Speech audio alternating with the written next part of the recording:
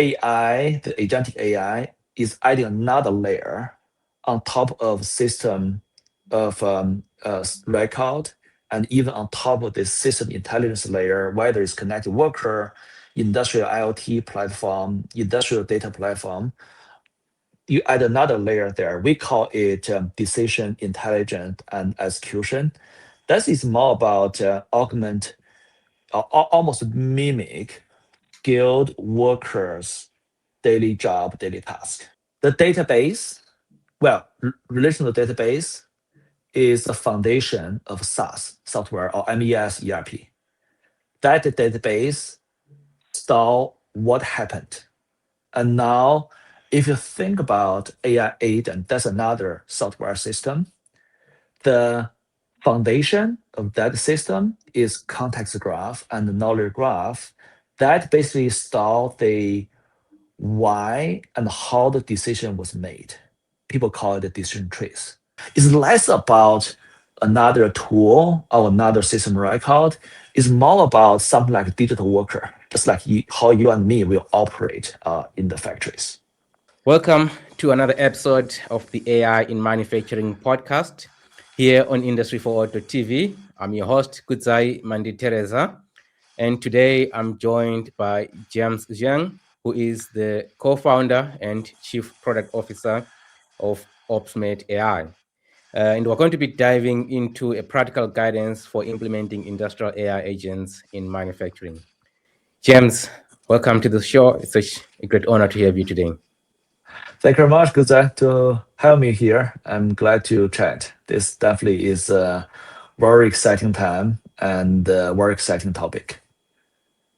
Oh yes, exciting indeed. So maybe before we get started, could you, introduce yourself to our audience, give us a bit of your background, and also tell us, what led you to founding OpsMate AI. Oh, sure, sure. Well, I was educated as a mechanical engineer. Uh, I got a university in China. That's all about mechanical engineer.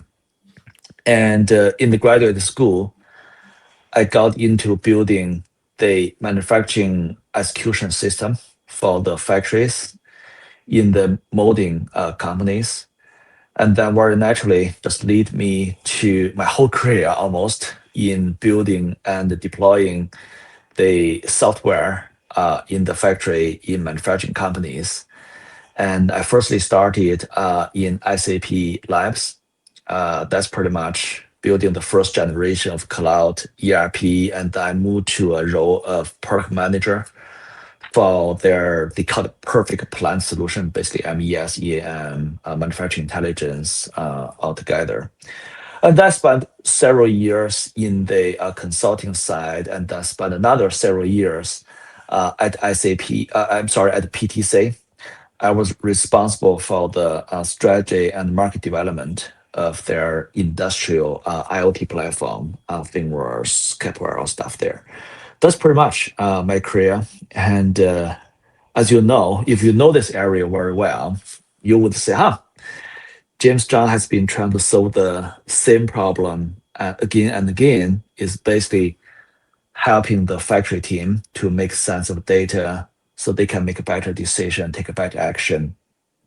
I would say the first part of my career time at SAP is more about collecting the data, store the data there, give people a single source of truth.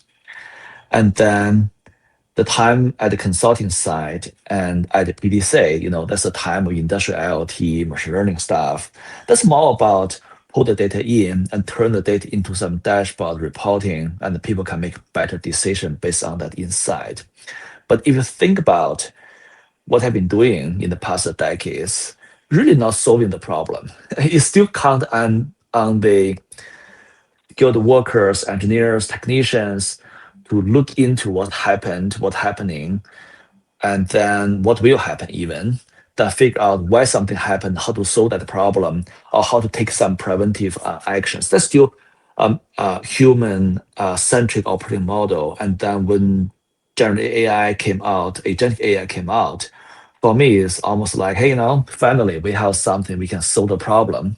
I'm I have been trying to solve my whole career. We could not solve because technology was not there. Now the technology is there. So that's very exciting. Oh yeah, absolutely. Yeah, I mean, you're definitely the right person to speak to about this because you've really spent quite some time in manufacturing software, helping end users solve their problems. And as you mentioned, agentic AI is for a lot of people more around a hype or buzz. But I want to sort of like take this Yeah, opportunity for you to help our end users who maybe sort of like confused about what is this really all about, agentic AI. So maybe could you explain to us why should manufacturers care at all about this agentic AI? sure. I think let's talk about overall manufacturing industry, where we are and what is challenge.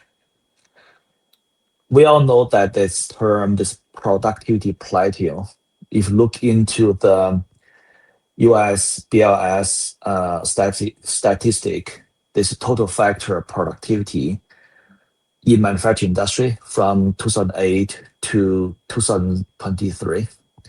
Basically, you think that productivity is plateau, even declined.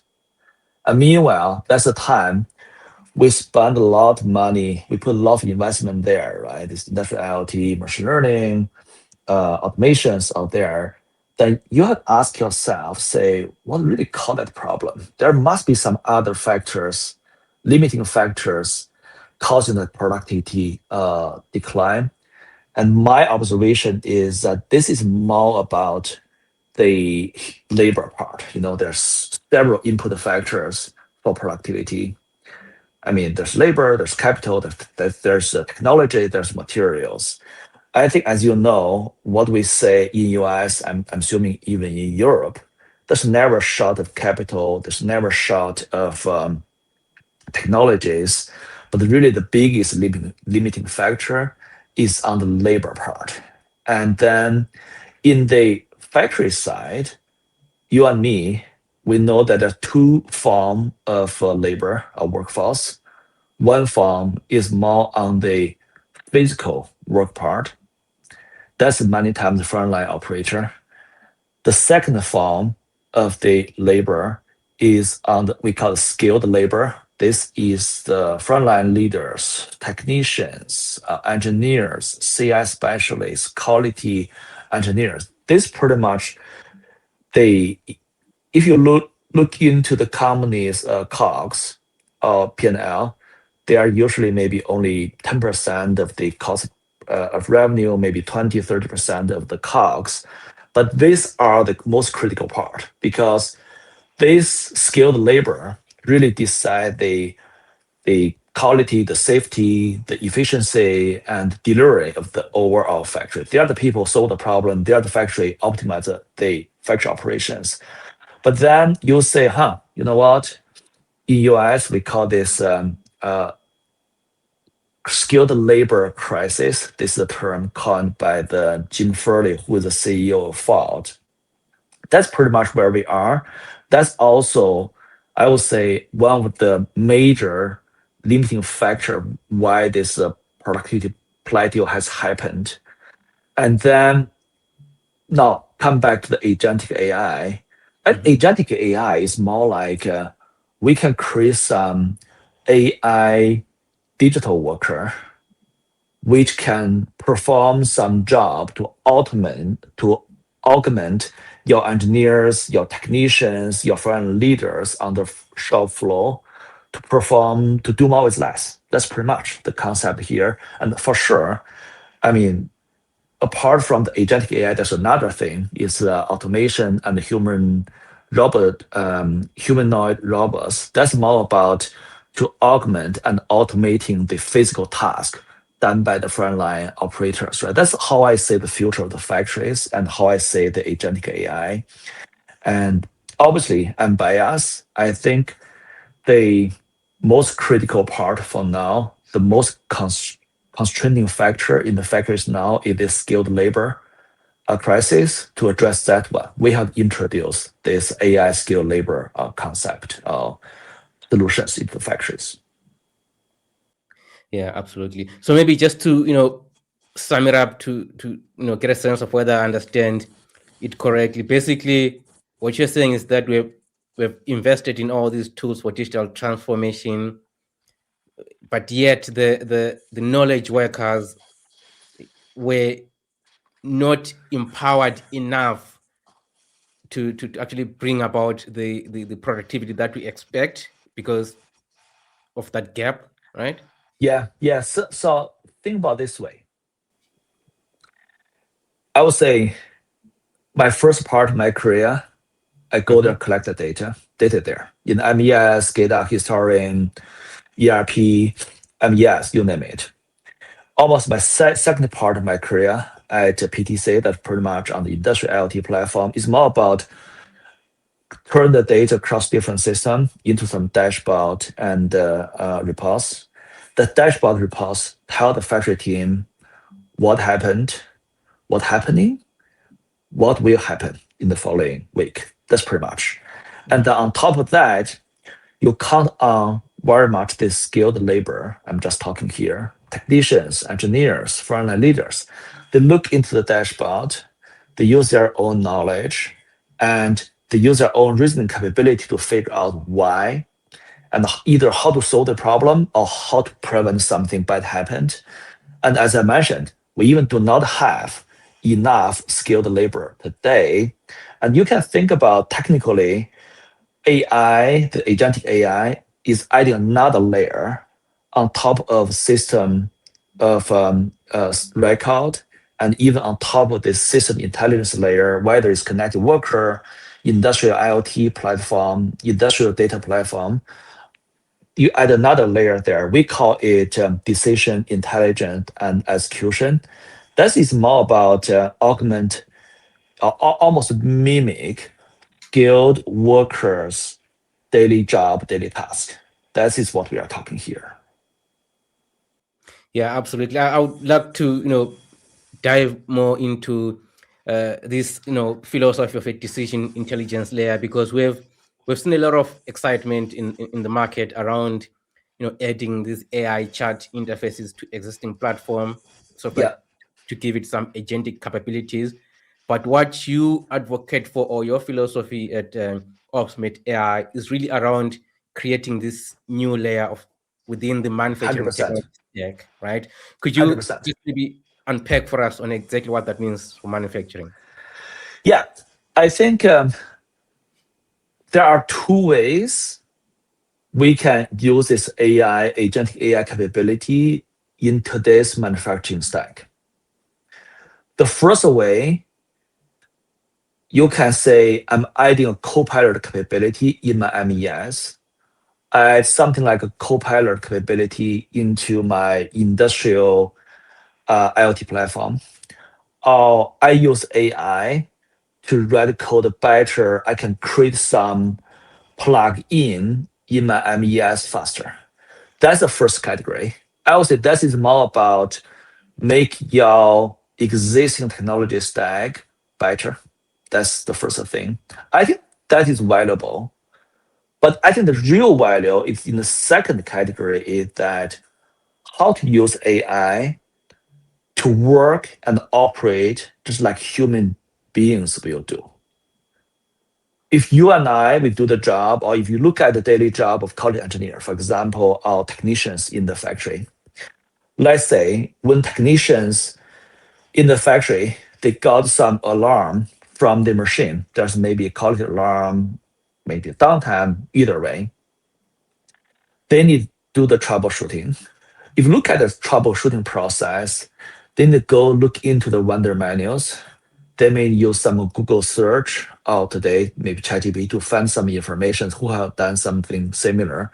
They may check their historical record. Many companies have this CAPA record, and they may need to check the maintenance record that's in the CMM system.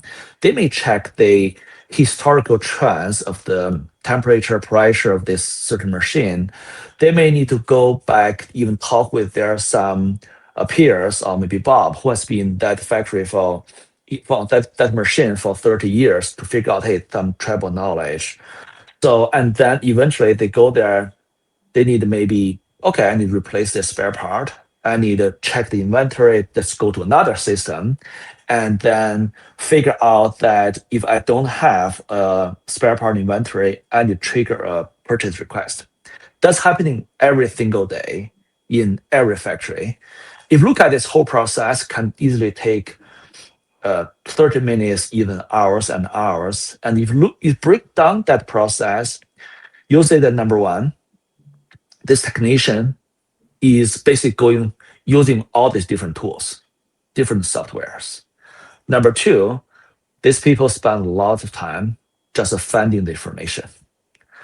Number three, this person spent a lot of time using his own knowledge and reasoning capabilities to get this job done, this workflow. And now you say, AI is coming. The biggest value is not like we give you, still give you 10 different systems. You talk with 10 different co-pilot to figure out what's going on there, find information. The best value is that we give you a single point of interface, this AI layer. AI layer can not only give you the single point access to all the information you need to do your job, but also guide you through the step-by-step and taking some paperwork you will never love to do. For example, at the end of this job, you want to report what you have done back to the CMM system. We all know no technician enjoys the paperwork. So why don't you just have AI to do the job for you? I mean, that is what I'm thinking here. That's why I think this new layer of this decision intelligence and execution layer. Number one, this is about today's system. This is a new way we are using the software. It's less about another tool or another system record. It's more about something like a digital worker, just like how you and me will operate in the factories. Yeah, absolutely. That's really super interesting, because I was also recently watching a podcast. I can't remember what podcast that was, but basically they were also talking about this very same idea that the agentic AI is not going to replace like these legacy systems. They're going to remain as systems of records, Yeah, but rather you'd have, instead of trying to sort of like implement chat interfaces in siloed environment, rather you have this layer on top of all these systems where you are then able to sort of like automate your workflows and create these digital teammates to your 100%. 100%. For me, it's just another abstraction layer right on top of what we have. I think this is no difference than what we saw in the software industry in the past 30, 50 years. Every paradigm shift, there'll be a new layer almost we are adding there. But I think the thing is most interesting is that you just talk about this existing software. You use the term legacy. Well, I'm not sure if they like it, but yeah. that is pretty much what's happening. I think this software will be there forever. They will evolve. They will bring in the AI features into their own software as well. But I do believe the value is moving up to this next layer. It's not stay in the current layer. And this current layer will becoming more like a tool, just like how you and I will use MES, ERP, CMMS. This is how AI agent will use this software. They are just another tools, but the key value is on this orchestration layer, right? That is the most exciting part, I would say. Absolutely. So, I mean, now for manufacturing leaders who are listening, to this conversation, and then they really, sort of like, find this valuable. How should they go about identifying those use cases in sort of like in their current operations, and how do they? What are the capabilities that will be required for them to then sort of like scale agentic AI on those particular use cases? Yeah, I think in general, manufacturing, we can like a little bit behind the game, comparing the other business functions, right? Sales, marketing, customer support, or coding. I think there are a lot of lessons we can learn from the other business functions. And meanwhile, there's some uniqueness in the factories. Let me just share firstly on what are the general patterns I think applicable to the factories, and I'm talking about the uniqueness of the factory. Mhm. I think the general pattern from the other business domain, even you and I'm pretty sure you use ChatGPT, maybe Cloud Code, all stuff there.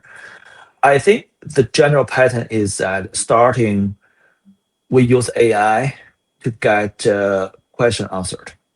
That's pretty much how you Mhm. and we use ChatGPT since the day one on.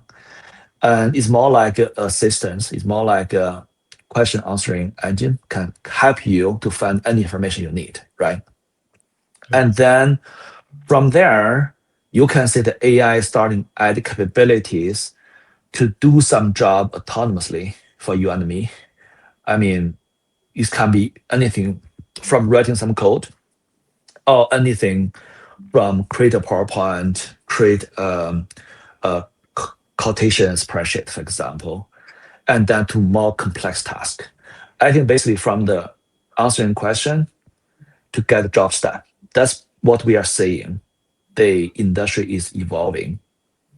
I think that's definitely applicable to the factories, meaning that even you can help the people to save time on find information, that's already big. Let me just give you some examples, right? Yeah. So when we talk with our customers, they did this thing they call time study.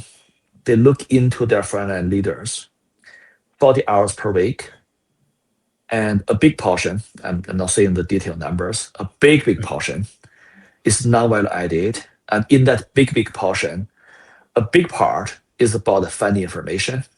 Another big part is all this administrative task, collecting data, general report, or stuff there.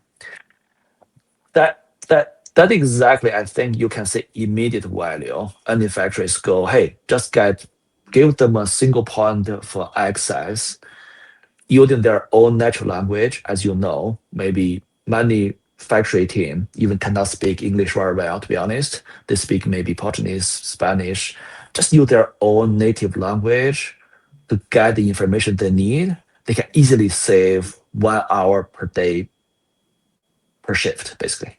This is the thing we are talking here. That can get enough value. And then you can go from there, say, now let's look into some non-value added activities. Okay. You have a team of 20 technicians in this factory. Each month, they close 300 work orders. Each work orders will take them 10 minutes to close out the work orders. Now you can use AI to automate that process, right? That's kind of like a task automation thing. You can go from there. That is pretty much the pattern. I think we are seeing also applying in the factories. And on the use case side, what we say the top use case, one is troubleshooting and the root cause analysis use case. The other one is operations coach, basically more for the operation team there. Yeah, that's pretty much I think the common pattern applicable to the factories as well. Now let's talk about the unique thing in the factories. I Mhm. think both you and me know that the factory is complex, factory is dynamic. What I mean is that every company is different, every factory is different. Even in the same factory, every line is different. Even the same line, for the different time, they are different. The problem they are solving today is totally different than the problem they are solving last Monday, right? So because of that nature, I think the factory I would say is less standardized than the other business domain. If you are in the financial or customer support, if you are doing the customer support scenario, for example, Sierra is doing, Mhm. I mean, that's pretty much, I would say, that you can like have a pretty good playbook in different companies, but in the factory it's very different. So that side, I think the almost the only way I can think, say, hey, how we can put this agent, the power of agent into the factories, the only way is that we have to put this power into the hands who are doing the daily job, solving the daily problems. Meaning these are the technicians and engineers, frontline leaders, plant managers. These people has to be the maker of this agent in the factories. I think that's really a unique thing for the factories. If I look in the factory and other business domains. Oh yes, absolutely. I mean, talking about this idea that we have got widely varying data sources in factories, equipment, and things like that.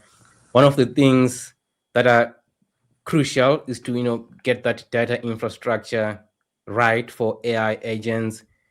And I speak to a lot of end users. I speak to vendors, and I've sort of like seen that there's this tension between do you need to take some time to build out a perfect data model? Some say actually you need to get this right up front, and then I speak to some, they say you know what, you don't actually need to spend some time trying to get it right, because now we've got agentic AI capabilities, so you're able to just get the data up and it will analyze it later. So I want to get your sense on how do you think this data issue should be approached? Do you think we need Yeah, to build constant model upfront, or I think we don't need a perfect data model to get started.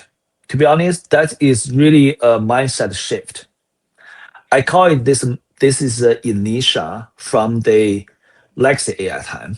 If you think about the legacy AI we have been doing there, machine learning. Mhm. That's all about, okay, you need to clean up the data, get the data perfect, and then you can do something. But AI agent or this large language model powered AI is very different, because this AI model by nature are really good at dealing with messy data. By nature, they can reasoning, meaning that they operate more like human beings, less like about computer, CPU. Because CPU is all about hard-coded deterministic. This AI model is more about probabilistic and getting through the messy data. So that's that. I'm not saying that data is not critical. Data is still critical. But one knowledge I always say is that if you and me don't need the perfect data to make a decision, take action today, the AI agent does not need. But Yeah. we know that if this is a computer, this is a program needs perfect data. But agent does not need a perfect data to make decision and to take action from there.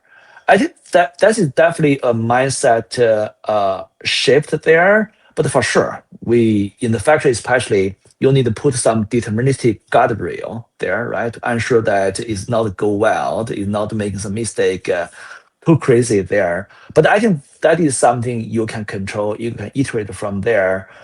But I think the key point is that you do not need the perfect data to get things done. Let me just give you a real example about why the reasoning capability is so powerful today.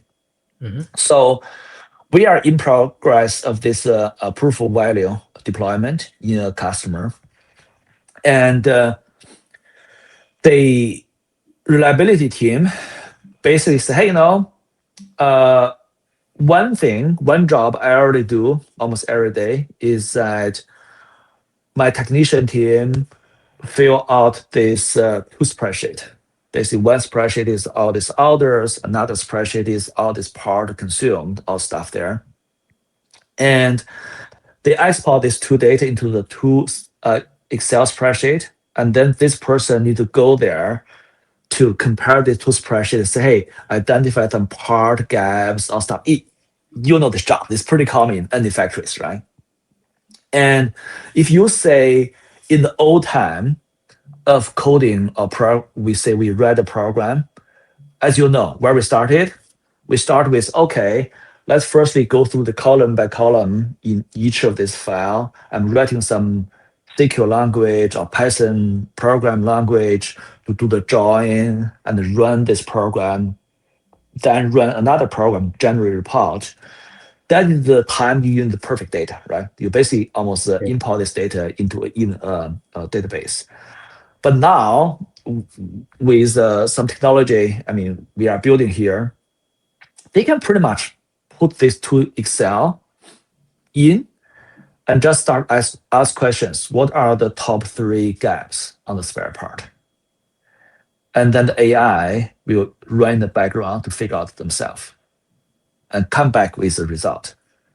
That's the power of the reasoning capability that if you look into the details, the reasoning capability meaning including understanding what each of this column means, including writing the code on the fly Python code, including go there, validate this output itself. All these capabilities has been there. I mean, this is something very, very different, I would say, than the old time. But still, the data is still critical. But I would say it's less about data, a bottleneck. The bottleneck is not about data today. The bottleneck is more about knowledge. That is really the biggest bottleneck, in my opinion. Yeah, I mean, I think that's a good segue, for our next topic, which speaks more about this idea of knowledge. So recently, there's been a lot of attention around this idea of context graphs, right? Which is kind of Yeah, like yeah, a way of yeah, building a knowledge layer. It has been kind of like touted as a foundational for success of industrial or AI agent implementation or AI agents implementation in general. So first of all, I know a lot of our audience here has already seen that somewhere flying by through LinkedIn, but I want us to just take this moment. If you could just give us a brief explanation of what are context graphs in a nutshell, and then I would like to take your view on what you see as being the role of context graphs in industrial AI agents. yeah, sure. So let's use an analogy here. The database, well, relational database is the foundation of SaaS, software or MES ERP. That database store what happened. Basically, if you look at MES, right? MES will firstly, for each of this part, MES will assign a unified serial number and track you every single step, what happened to this part, what part is consumed, who did what on which machine, how much time it did, whether it's tested or not. If it is tested, who tested, what's the test result, all stuff there. That's what MES does, right? So that is pretty much the database is a foundation layer for the MES. And now, if you think about AI agent, that's another software system. The foundation of that system is context graph and the knowledge graph. That basically store the why and how the decision was made. People call it a decision trees. That is pretty much about that, right? So, I mean, really, there are 2 things I think people always get together. I think there are 2 different things. One is knowledge graph, another is context graph. So context graph is about how decision was made. That's about decision trees. That's the how part. And to be honest, implicitly is the why. And then the knowledge graph is about the where, the what, and the who. Let me just give you an example, right? Yeah. We talk about the troubleshooting number 1 use case. If an AI agent help you and me to troubleshooting a machine, the AI agent will need to know that what this machine it is, who are you? James Zhang have no experience on this machine. You, if it's you have been in this machine for 30 years. And the AI agent will know that, okay, for this specific machine, I already have some associated vendor manuals, troubleshooting guide. I already have some data in the CMM system. This is how I can access the CMM system. In the CMM system, I can use this function, this tool, to get the inventory level to trigger a purchase request. Oh, I need to know the temperature and pressure in the past 3 hours, and you get access to the in-situ SCADA system, for example. These are the what and where. These are in the knowledge graph. And then James Zhang or you go there to do the job together with AI agent. Some job can be completely done by the AI. Some job just you and me will do manually. Some job is collaboration. But at each step, for example, when I'm troubleshooting this machine, I go there and say, hey, based on the past 3 years record, historical record, the most possible root cause is this one. The second most possible root cause is the other one.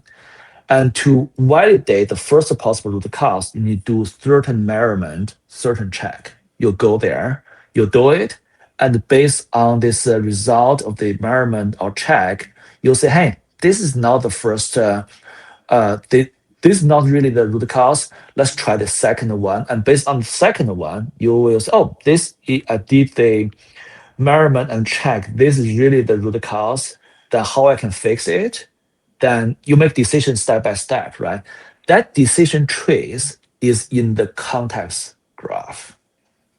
That is pretty much the Right. difference. You can say one is the what, where, who.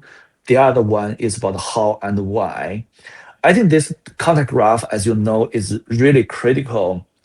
It's getting hot topic. I think part of the reason is that, as I mentioned, the biggest gap in the AI agent deployment, not the data, is more on the knowledge. And the biggest gap of the knowledge is this procedural knowledge. And many times it's tribal knowledge. I think people are hot on this content graph partially because that if we can track the decision trees or the problem solving process or how people do this job, then we can learn from the decision trees, turn that decision trees into some procedural knowledge, and then AI can use the procedural knowledge to make a better decision next time. That's kind of like a self-learning part of the AI. That's why this context graph are so critical. And to be honest, at OpsMate, this almost first problem we have been trying to address since day one. And as you know, in manufacturing, we have a lot of industry standard. Think about A3, HD, PFEMA, all stuff there. And what we do is that we track and trace all the decisions and then try to get learning from this decision trees and then use the decision trees to generate some procedural knowledge. And this procedural knowledge can be combined with what's in the knowledge graph to get the job done. That is pretty much. I think the direction sound like everyone is excited about. But I think the point is that to be simple, I mean, maybe people say, hey, context graph, knowledge graph is one thing. I can live with that. But that is a data layer for the AI agent system. And that data layer, to be honest, is less about data, more about knowledge. That's what we are dealing with now. Oh yeah, absolutely. So maybe let's now take some time to deep dive more into your platform, OpsMate AI platform. So can you kind of like give us a breakdown of what is your platform, what are the components, or how does it work? Yeah, I think it's very straightforward. If you think about what we built here, is that we built a tool set, or you can call it a platform, for the manufacturing team, meaning that we enable the factories to train and deploy the AI skilled workers into the factories. That's pretty much what we do. And the way we do that, the first step is that we provide the tools to the factory team to build this, we call it factory brain, but really technically is what we just talked about. The knowledge graph is about this context graph, meaning that we have this system connect to customers' existing documents, SharePoint box, folder, share folders, whichever. These are the documented knowledge. And we give the customer a tool to hook their IT and OT system with our agent brain. So basically, in the agent brain, it will remember what system, how to access it, what data are there. The third part is that we provide a tool for the factories to capture some tribal knowledge in a certain way. That can be either monitor the decision trees or either just put this agent into their team's conversation, or either just give them a multi-modality UI. They can say, hey, I have 1 point lesson learned today. I want to share with AI. It's just talk, and then AI will turn that 1 point lesson learned into structured knowledge. That's pretty much we do. Think about the first thing we do is that we just can connect our system to this different source, whether in some knowledge in people's brain, knowledge in the documents, knowledge in the IT OT system, or sometimes it's just like a SOP or troubleshooting guide. That's a procedural knowledge. People just can connect to this system. And our system, we have this, we call it context engine and pipeline.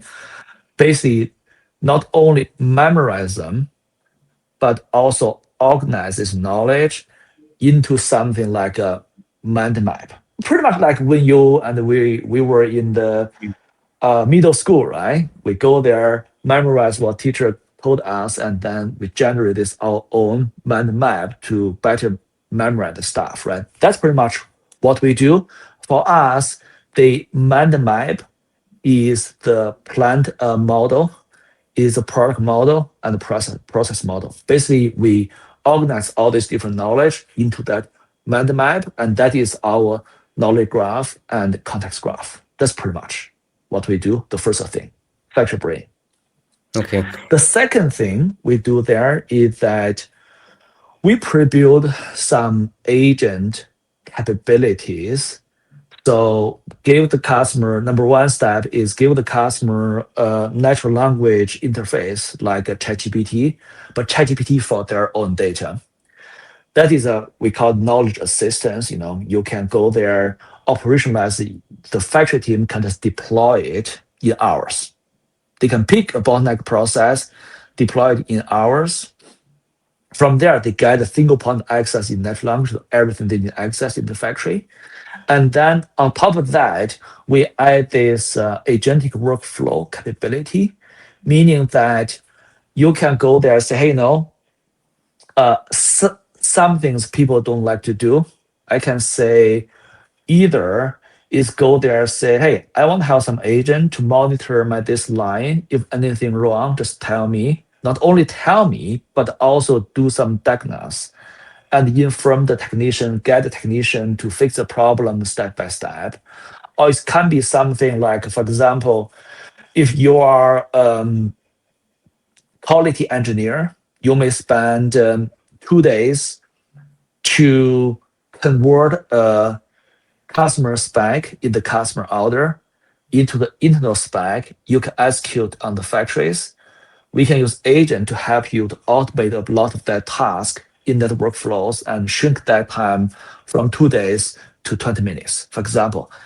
On that part, you depends on this agentic workflow capability. And obviously, you need, we call this agent scaffolding, right? So how you define the workflows, how decide what tools you can use. So basically, what we give the customer on top of the knowledge graph is not only a UI, they can access all the information, but also they can orchestrate workflow from there. And we provide the foundation piece, access control, we provide the capabilities. People can pretty much now, with our latest development, people pretty much can go there, just describe their workflow, in natural language, and our AI can turn that into some agentic workflow in the backend. They can schedule it, they can run it in the background. It can be triggered by a conversation, can be triggered by alert from another system or even from another system. That's pretty much the second layer we built there. Imagine that's kind of like an agent orchestration, agent scaffolding, we call it. And on top of that, we already saw a lot of common use case, as I mentioned, right? Troubleshooting related, root cause related, and then operation coach use case. We just started from last November, December timeframe. We start to codify the industry best practice, for example, troubleshooting best practice into our platform. So that side, the team, they don't need to build from scratch. Even they build from scratch, this can be take days. Even more complex workflow can be take still weeks, right? The direction we are going now is that pretty much you go there, you say, hey, I want to do some troubleshooting agent for this machine. You go there, connect the troubleshooting agent with all this knowledge source, and then we already have a predefined troubleshooting workflow there, meaning that the troubleshooting agent will know that already, hey, usually if I do the troubleshooting, I need firstly scope the problem. I need, based on the past experience, I need to develop a hypothesis and use the data to validate my hypothesis, do the check, measurement, and then I need to develop corrective actions, and then I need to implement it, validate it. When is proof it works and it's standardized, right? This whole workflow, we kind of like pretty much taught the agent in that predefined workflow. So basically, we have three layers: knowledge graph, agent, scaffolding, and on top of that is some predefined, codified industry best practice.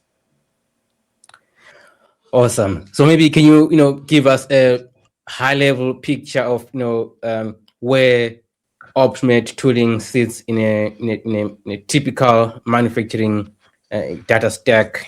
How is it deployed and things like that? Yeah. So, for example, this troubleshooting use case I just mentioned so many times, it connect to their SharePoint, share drive, or box, multiple folder there. This is where they store a lot of these documents, can be video, can be SOP, video stuff there.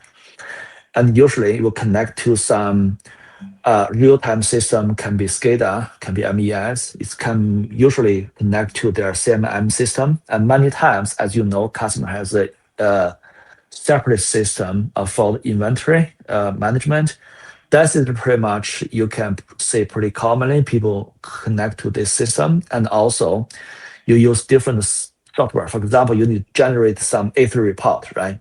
So then in this case, you use a Word, Microsoft Word, right? That's another tool you can say for the agent. So basically, our platform sit on top of all these tools, the data source systems. We suck in the information, including the knowledge in the worker's mind. We give some tools we call knowledge capture to capture that knowledge in a multiple model capability.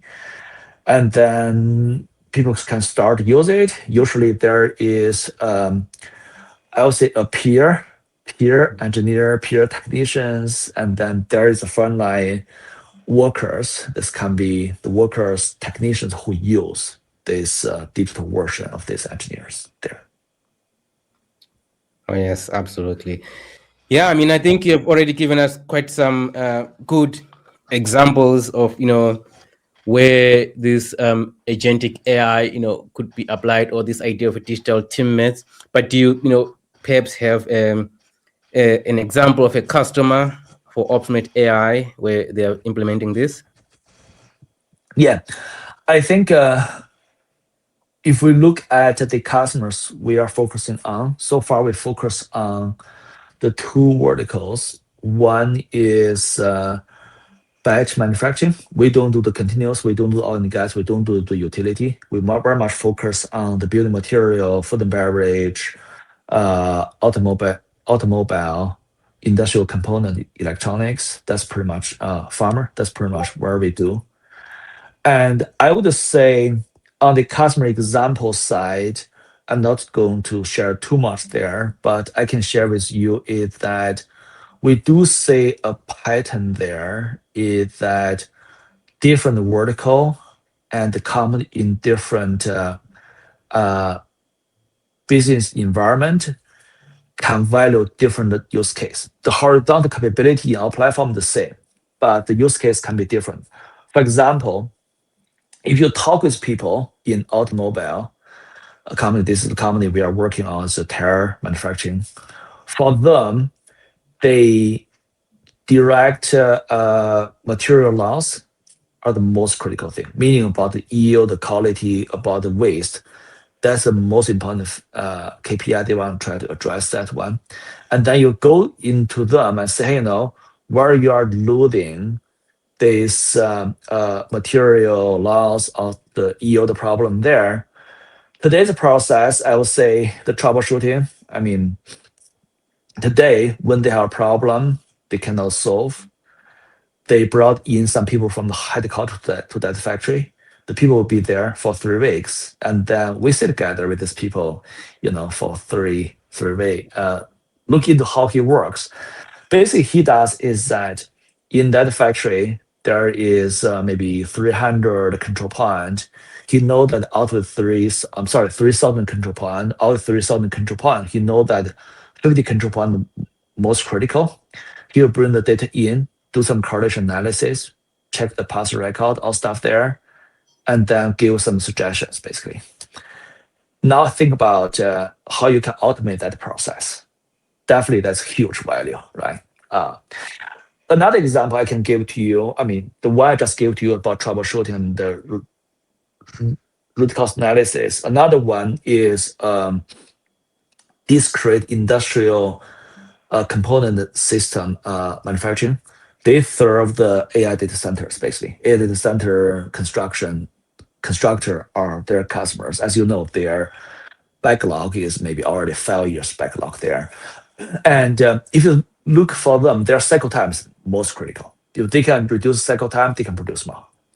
But then if you look into their shop floor for operation team, they have a lot of these hourly workers, I would say, do these wirings in the factory. And for example, if you are talking about a box, wiring this box, that's maybe 70, 80 terminations, that it usually take 8 to 10 hours to do that job. But if you double click on that 8 to 10 hours, well, 70, but each of the termination connection can maybe only take doing the job maybe only 2 minutes. But in reality, it takes them by average 10, 15 minutes to do that job. The main reason is really hard for these hourly workers to interpret these wire drawings, wire diagram to figure out what's best way to wire it all stuff there. And obviously this ETO order. And you can say a coach, a digital AI coach, can sit on side by side of this worker and guide them through the step by step. How powerful can be? Well, maybe 10 minutes to 5 minutes to 3 minutes. That can be a big cut on their cycle time. Anyway, I think as you can say, the fundamental capability is the same, but obviously whether it's troubleshooting, whether operation coach, the use case can be slightly different. But eventually it's all about how to augment the factory team, how to make them more productive.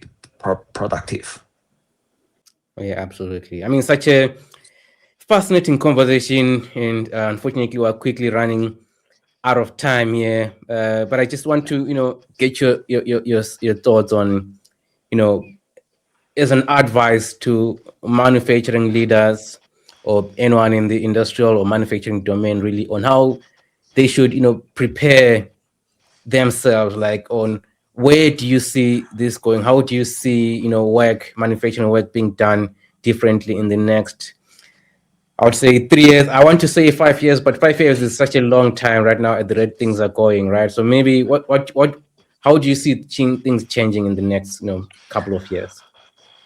Ooh, I think this is really directly associated the question you asked me earlier about the adoption pattern.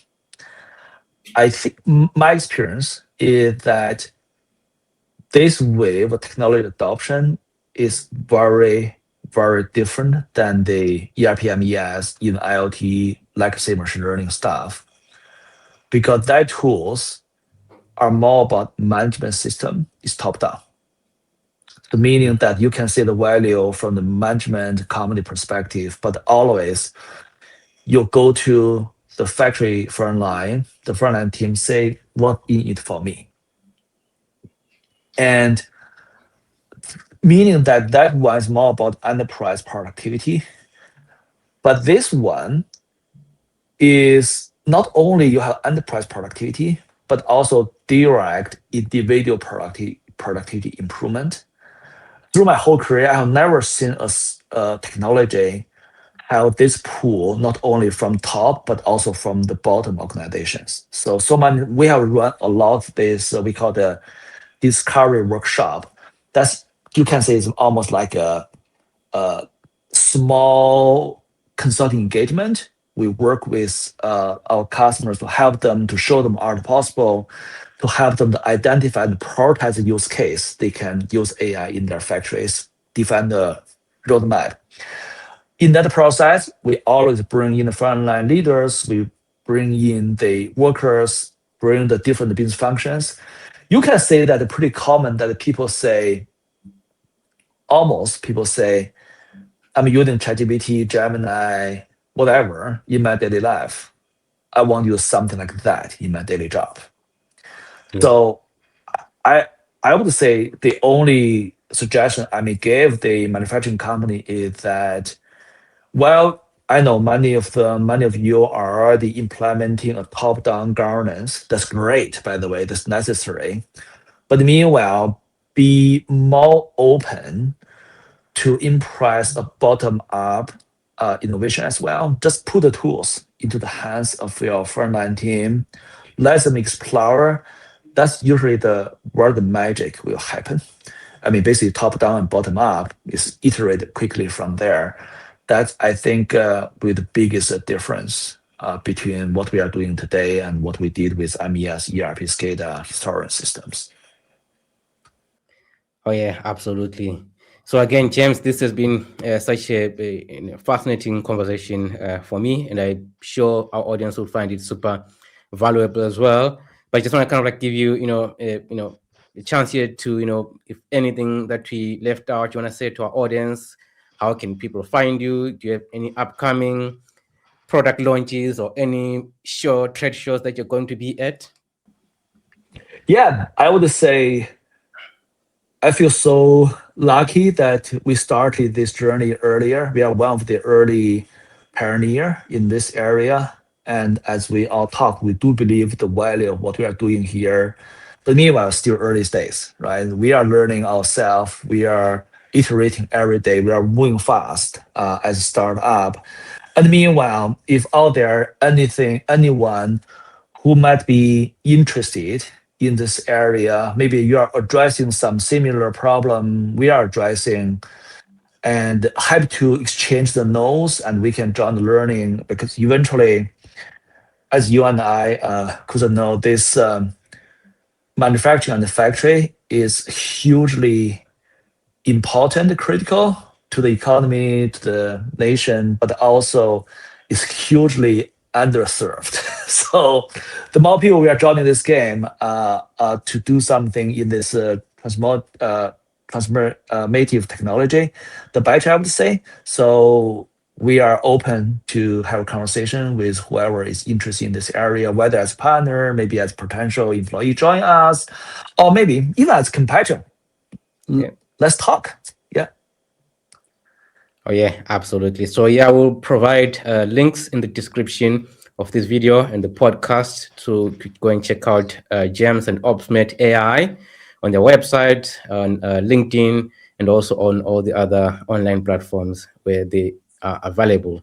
So again, thank you so much for joining me, James. Really appreciate it. Thank you very much, man. Thank you for having me, and have a great evening. Yeah.